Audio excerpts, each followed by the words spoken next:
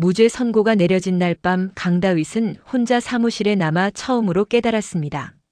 자신이 이긴 게 아니라 그저 살아남았을 뿐이라는 것을. 별이 사건 유기견 절도 혐의 무죄 판결. 모두가 축하했지만 강다윗의 얼굴에는 미소가 없었습니다. 박기쁨이 다가와 물었습니다. 다윗 씨 이겼는데 왜 그래요? 강다윗은 대답하지 않았습니다. 대답할 수 없었습니다. 법정에서는 이겼지만 진실은 또 한 번 문 밖으로 밀려났다는 걸 알고 있었으니까요. 별이는 구조됐지만 학대 혐의는 입증되지 못했습니다. 증인은 법정에서 무너졌고 결정적 증거는 끝내 나오지 않았습니다. 피고인은 무죄로 풀려났고 별이를 학대했다는 의혹은 의혹으로만 남았습니다. 강다윗은 그 증인의 눈빛을 잊을 수 없었습니다. 진실을 말하고 싶었지만 말할 수 없었던 사람의 얼굴이었거든요. 모두가 떠나고 홀로 남은 사무실에서 강다윗은 책상 서랍 깊숙이 숨겨뒀던 낡은 봉투를 꺼냈습니다. 누렇게 바랜 소장 사본, 기각 결정문, 그리고 어머니의 진단서. 15년간 한 번도 꺼내보지 않았던 서류들이었습니다. 15년 전 강다윗의 이름은 다윗이었습니다. 대학생이 아니라 병원과 법원을 오가는 보호자였고 소송 서류보다 약봉투를 세는데 더 많은 시간을 썼었죠. 어머니의 산재 소송은 이유 없이 연기되기 일쑤였고 다음 기일로 미루겠습니다라는 말이 반복될수록 어머니의 상태는 악화됐습니다. 다윗은 그때 처음 알았습니다. 법정에서는 진실보다 체력이 중요하다는 것을요. 끝까지 버틸 수 있는 사람이 이긴다는 사실을요. 상대는 돈 많고 인맥 넓은 회사였고 다윗은 혼자였습니다. 변호사도 제대로 못 구했고 증거도 부족했습니다. 결국 판결문에는 입증 부족이라는 단어가 찍혔습니다. 다윗은 그 종이를 쥔 채 병원 복도를 서성였고 어머니는 그날 밤 힘겹게 웃으며 말했습니다. 뒤돌아보지 말고 출세해라. 그래야 이런 꼴 다시 안 당한다. 그 말은 위로였지만 동시에 저주처럼 강다윗의 마음속에 남았습니다. 강다윗은 그 말을 따랐습니다. 판사가 됐고 변호사가 됐고 프로보노 팀을 이끌게 됐습니다. 하지만 지금 별이 사건 기록을 보며 강다윗은 깨달았습니다. 자신은 아직도 그날 법정에서 빠져나오지 못했다는 것을요. 며칠 후 프로보노 팀 사무실로 새로운 상담 요청이 쏟아지기 시작했습니다. 별이 사건 보도 이후 용기를 낸 사람들이었습니다. 저도 말하고 싶어요. 저도 도와주세요. 제2, 제3의 피해자들이었습니다. 그 중에는 반려동물 관련 사건도 많았습니다. 학대당한 반려동물을 구조했다가 절도죄로 고소당한 사람, 분양업자의 불법 행위를 고발했다가 명예훼손으로 역고소당한 사람들이었죠. 공통점이 있었습니다. 모두 아직 소송을 시작하지 못한 상태였습니다. 시작하는 순간 모든 걸 잃을 것을 알고 있었으니까요. 박기쁨이 강다윗에게 물었습니다. 우리 어떻게 할 거예요? 이 사람들 다 도와줄 수 있어요? 강다윗은 쉽게 대답하지 못했습니다. 한 사건도 제대로 이기지 못했는데 더 많은 사건을 맡는다? 그것도 입증이 어려운 동물 학대 사건들을요? 장영실이 자료를 정리하며 말했습니다. 패턴이 있어요. 이 사건들 전부 비슷한 방식으로 고소당하고 있어요. 그리고 장영실이 화면을 돌렸습니다. 피고인들 중 상당수가 특정 변호사와 연결돼 있어요. 황준우가 그 변호사의 이름을 확인했습니다. 이건 오규장 변호사 제자 중 한 명이에요. 또 오규장이었습니다. 강다윗은 한숨을 쉬었습니다. 어디를 가도 오규장의 그림자가 있었습니다. 유난히가 추가 조사 결과를 보고했습니다. 별이 사건 피고인 단순한 개인이 아니에요. 대형 펫 사업 관련 인물이고 배후의 정치인도 연결돼 있어요. 프로보노 팀은 그제야 이 사건의 규모를 파악하기 시작했습니다. 별이는 빙산의 일각이었습니다. 유기견 보호소를 가장한 불법 번식장, 학대당한 반려동물들의 암거래, 그리고 이를 고발하려던 활동가들에 대한 조직적 고소. 전부 연결돼 있었습니다. 박기쁨이 별이를 구조했던 지소연 활동가를 다시 만났습니다. 지소연은 법정에서 증언했지만 피고 측 변호사의 공격적인 반대 신문에 무너졌던 사람이었습니다. 제가 약해서 죄송해요. 지소연이 고개를 숙이며 말했습니다. 아니에요. 지소연 씨 잘못이 아니에요. 박기쁨이 위로했지만 지소연은 눈물을 멈추지 못했습니다. 저는 알아요. 별이뿐만이 아니라는 거요. 거기에 더 많은 아이들이 있다는 거요. 근데 저는 증언도 제대로 못했어요. 지소연은 별이 외에도 여러 학대 현장을 목격했었습니다. 하지만 증거를 확보하기 전에 막혔고 고발하려다 오히려 고소당했습니다. 그 사람들은 돈도 많고 변호사도 좋아요. 저 같은 사람이 어떻게 이겨요? 박기쁨은 지소연의 말을 들으며 15년 전 강다윗의 어머니를 떠올렸습니다. 똑같은 말이었습니다. 어떻게 이겨요? 그리고 결국 지지 못했죠. 한편 강다윗은 별이 사건을 재검토하고 있었습니다. 무죄 판결이 났지만 석연치 않은 부분이 많았습니다. 특히 핵심 증거였던 전기 충격 목걸이의 출처가 밝혀지지 않았습니다. 피고는 그런 물건을 사용한 적 없다고 주장했고 물적 증거가 없어 입증할 수 없었습니다. 정근호 변호사가 강다윗을 찾아왔습니다. 자네, 이 사건 계속할 건가? 강다윗이 고개를 끄덕였습니다. 해야죠. 안 하면 별이는 그냥 구조된 개로만 남을 거예요. 학대는 없던 일이 되고요. 그럼 각오해야 해. 정근호 변호사가 진지하게 말했습니다. 이 싸움 법정 안에서는 못 이겨. 권력이 너무 세. 법정 밖에서 싸워야 해. 어떻게요? 여론이야. 사람들의 마음을 움직여야 해. 강다윗은 망설였습니다. 여론을 이용한다. 그건 자신이 비판했던 방식이었습니다. 하지만 정근호 변호사는 단호했습니다. 법이 정의롭지 않을 때 사람들이 정의를 만들어야 해. 그게 민주주의야.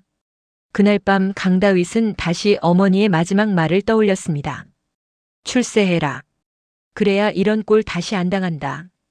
강다윗은 이제야 그 말의 진짜 의미를 이해했습니다.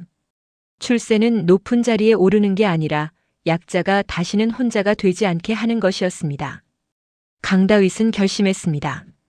이번엔 법정 하나로 끝내지 않겠습니다.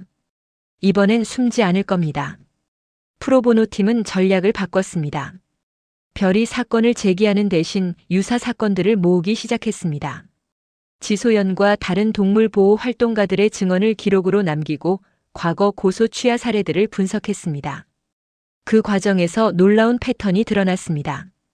특정 인물과 연결된 반복적인 고소 사례들. 학대 의혹이 제기되면 즉시 절도나 명예훼손으로 역고소하는 방식. 그리고 그 뒤에는 늘 같은 변호사, 같은 PR 업체가 있었습니다. 유난히가 결정적인 정보를 찾아냈습니다. 이 PR 업체 엘리야 사건 때 나온 그 업체예요. 여론 조작 전문이죠. 황준우가 덧붙였습니다. 그리고 이 업체 대표가 오규장 변호사와 연결돼 있어요. 모든 것이 연결되기 시작했습니다. 오규장의 네트워크는 연예계뿐 아니라 동물 산업에까지 뻗어 있었습니다. 돈이 되는 곳이라면 어디든 그의 그림자가 있었습니다. 일주일 후 프로보노 팀의 익명의 제보가 들어왔습니다. 별이 사건 전기 충격 목걸이의 유통 경로를 알고 있습니다. 강다윗은 즉시 제보자를 만나기로 했습니다. 제보자는 30대 후반의 남성이었고 과거 대형 펜용품 업체에서 일했던 사람이었습니다. 저는 그 목걸이를 공급했던 사람입니다. 그의 고백은 충격적이었습니다. 그 목걸이는 합법적인 훈련 도구가 아니에요. 해외에서 불법 수입된 거예요. 동물 학대용으로 쓰이는 걸 알면서도 거래했어요. 돈이 됐으니까요. 제보자는 거래 내역, 수입 서류, 그리고 구매자 명단까지 제공했습니다. 박기쁨이 명단을 확인했습니다. 이 사람들 전부 별이 사건 피고인과 연결된 사람들이에요. 제보자가 고개를 끄덕였습니다. 네. 그들은 조직적으로 움직여요. 강아지 공장을 운영하고 학대하고 문제가 생기면 증거를 없애고 고발자를 고소해요. 왜 지금 말하는 거예요? 강다윗이 물었습니다. 제보자는 한참을 침묵하다가 대답했습니다. 제 강아지가 그 목걸이 때문에 죽었어요. 그때 깨달았어요. 제가 얼마나 끔찍한 일에 가담했는지. 강다윗은 제보자의 눈을 보며 묻고 있던 질문을 던졌습니다. 이걸 공개하면 당신도 처벌받을 수 있어요. 괜찮아요? 제보자가 단호하게 대답했습니다.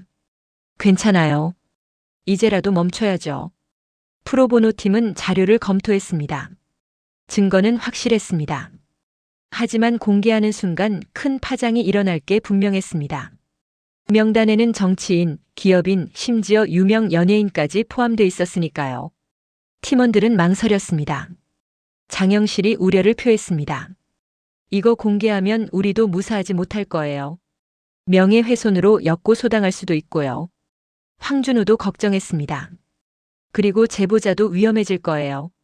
하지만 강다윗은 단호했습니다. 이제 와서 또 접으면 저는 평생 그날 법정을 못 벗어납니다.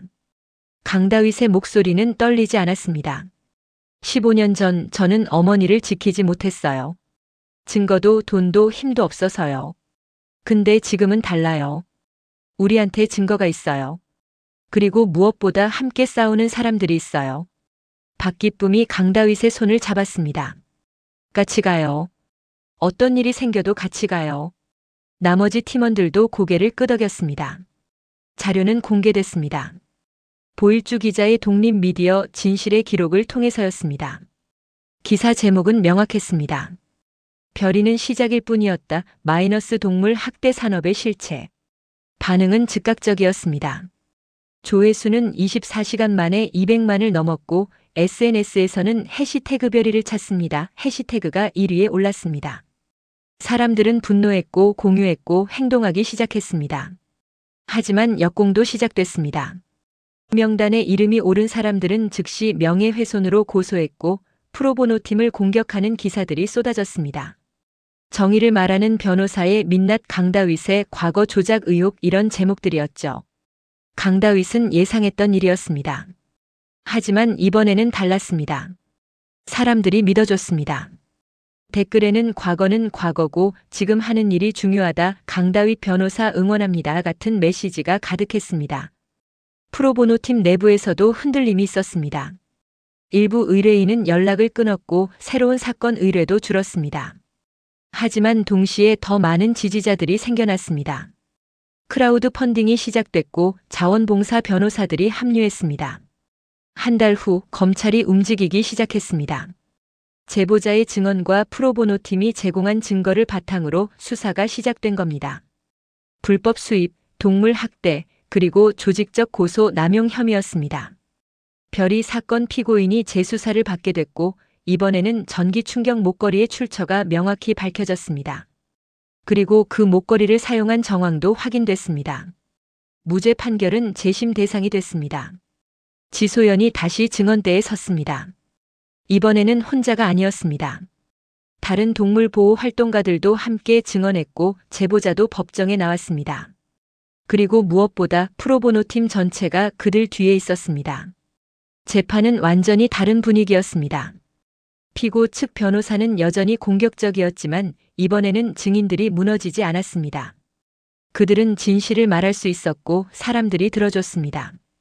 판결은 6개월 후에 나왔습니다. 유죄. 별이는 학대당한 것이 인정됐고 피고인은 동물보호법 위반으로 실형을 선고받았습니다. 그리고 불법 펫 사업 조직에 대한 수사도 확대됐습니다. 판결 후 강다윗은 어머니 산소를 찾아갔습니다. 누렇게 바랜 기각 결정문을 가지고 갔습니다. 엄마, 이번엔 이겼어요. 15년 걸렸지만요. 강다윗은 어머니의 묘비 앞에 앉아 말했습니다. 엄마가 말한 출세, 이제야 이해했어요. 높은 자리에 오르는 게 아니라 끝까지 포기하지 않는 사람이 되는 거였죠. 그리고 약자가 혼자가 되지 않게 하는 거였어요. 프로보노 팀 사무실에는 새로운 사진이 걸렸습니다. 별이가 새 가족과 함께 찍은 사진이었습니다. 별이는 건강해 보였고 눈빛도 밝았습니다. 사진 아래에는 짧은 문구가 있었습니다. 우리는 별이를 찾았습니다. 하지만 강다윗은 알고 있었습니다. 이 싸움은 아직 끝나지 않았다는 것을요. 더 많은 별이들이 여전히 학대당하고 있고 더 많은 다윗들이 법정에서 혼자 싸우고 있다는 것을요. 보일주 기자가 후속 기사를 준비하고 있었고 국회에서는 동물보호법 개정안이 발의됐습니다. 변화는 천천히 오고 있었습니다. 어느 날 프로보노 팀에 또 다른 의뢰가 들어왔습니다. 저도 반려동물 학대 사건 고발하고 싶은데요. 도와주실 수 있나요? 강다윗은 전화를 받으며 대답했습니다. 네, 도와드릴게요. 혼자 아니에요. 박기쁨이 옆에서 미소 지었습니다. 다윗이 변했어요. 뭐가요? 예전엔 이길 수 있다고 했는데 이제는 혼자 아니다라고 하네요. 강다윗도 웃었습니다. 이기는 것보다 중요한 게 있다는 걸 배웠어요. 함께 싸우는 거요. 1년 후 별이 사건을 계기로 동물보호법 전면 개정안이 통과됐습니다. 동물 학대에 대한 처벌이 강화됐고 불법 번식장 단속도 강화됐습니다. 그리고 동물보호 활동가를 악의적으로 고소하는 행위도 처벌 대상이 됐습니다. 법 개정 기념식에서 강다윗은 연설했습니다. 15년 전 저는 법정에서 졌습니다. 그리고 법은 정의롭지 않다고 믿게 됐습니다. 하지만 별이가 가르쳐줬습니다. 법은 완벽하지 않지만 포기하지 않으면 바꿀 수 있다는 것을요. 프로보노 팀 사무실 벽에는 새로운 문구가 추가됐습니다. 우리는 별이를 찾았습니다. 그리고 더 많은 별이를 찾을 것입니다. 그 아래에는 작은 글씨로 덧붙여져 있었습니다. 혼자가 아니라면 우리는 이길 수 있습니다. 강다윗은 매일 아침 그 문구를 보며 다짐했습니다. 15년 전 그날 법정에서 혼자였던 다윗이 아니라 함께 싸우는 강다윗으로 살아가겠다고요. 그리고 그는 알고 있었습니다.